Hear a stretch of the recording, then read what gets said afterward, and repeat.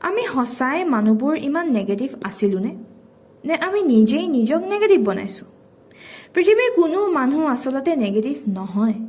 আমি সকলোৱে এক পজিটিভিটিৰে পৃথিৱীলৈ আহোঁ, য'ত কোনো ধৰণৰ সংস্কাৰ প্ৰলেপ নাই। সংস্কাৰ যেনে খং, দুখ, ভয়, জেলেচি, ৰিভেঞ্চ, ঠাট্টা, অহংকাৰ, আনৰ সমালোচনা কৰা, ডমিনেট কৰা ইত্যাদি। কিন্তু সময়ৰ লগে লগে ইয়াৰ মাজৰে কিছু কিছু সংস্কাৰ প্ৰলেপ আমাৰ মাজত লাগিবলৈ ধৰে। এতিয়া এই প্ৰলেপসমূহ আচলতে লাগে কেনেকৈ? এজোপা গছৰ যেতিয়া বীজ ৰোৱা হয়, সেই গছজোপাক যেনেধৰণে সাৰ পানী দিব, এক সুন্দৰ বাতাবৰণ দিব, তেনেকৈ গছজোপা সুন্দৰভাৱে ডাঙৰ হ'ব। ঠিক তেনেদৰে এটি শিশুক সৰুৰে পৰা যেনেধৰণৰ বাতাবৰণ দিব, সেই শিশুটিয়েও তেনেধৰণে বস্তুবোৰ এডপ্ট কৰিব। কাৰোবাক ঘৃণা কৰি দেখালে সেই শিশুটিও ঘৃণা কৰিবলৈ শিকিব।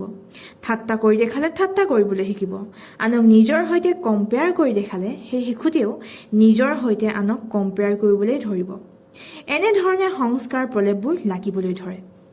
এই সংস্কাৰ প্ৰলেপবোৰ ইমান বেয়াকৈ চামনি বহে, য'ত মানুহে পাহৰিয়ে যায় যে এই সংস্কাৰ প্ৰলেপবোৰ আঁতৰাবও পাৰি, বা এই সংস্কাৰসমূহে আমাৰ ইমান যে হানি কৰিছে।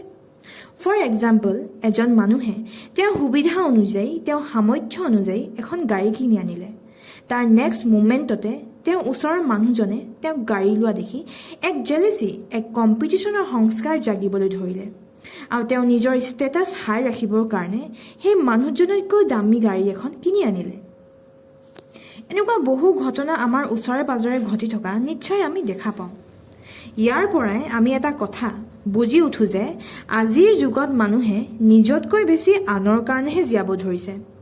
আনে কি চকুৰে তেওঁক চাইছে, আনে কি অপিনিয়ন তেওঁৰ কাৰণে দিছে, আনে ধুনীয়া দেখিছে নে নাই, সকলোবোৰ আনৰ কাৰণেই জীয়াব ধৰিছে, যাৰ ফলত মানুহে নিজৰ প্ৰকৃত সুখবোৰ পাহৰিবলৈ ধৰিছে। আমি পৃথিৱীৰ সকলো মানুহে এট দি এণ্ড এটা বস্তুৱে বিচাৰোঁ, সেয়া হৈছে মৰম, এক ইউনিটি, ৰেচপেক্ট আৰু আপোনতাৰ এক ৱাৰ্মনেছ। আমি সকলোৱে নিজৰ সেই সংস্কাৰ প্ৰলেপবোৰ যদি আঁতৰাবলৈ ধৰোঁ, আমাৰ মাজৰ পৰা সকলো নেগেটিভিটি নাইকিয়া হৈ যাব। এতিয়া আপুনি গোটেই দিনটোৰ অন্তত ভাবকচোন, আপোনাৰ মাজত আজি কি সংস্কাৰ জাগ্ৰত হ'ল, আৰু কেতিয়াৰ পৰা এই প্ৰলেপসমূহ আঁতৰাৰ জাৰ্ণি ষ্টাৰ্ট কৰিব? নিশ্চয় ভাবিব কিন্তু।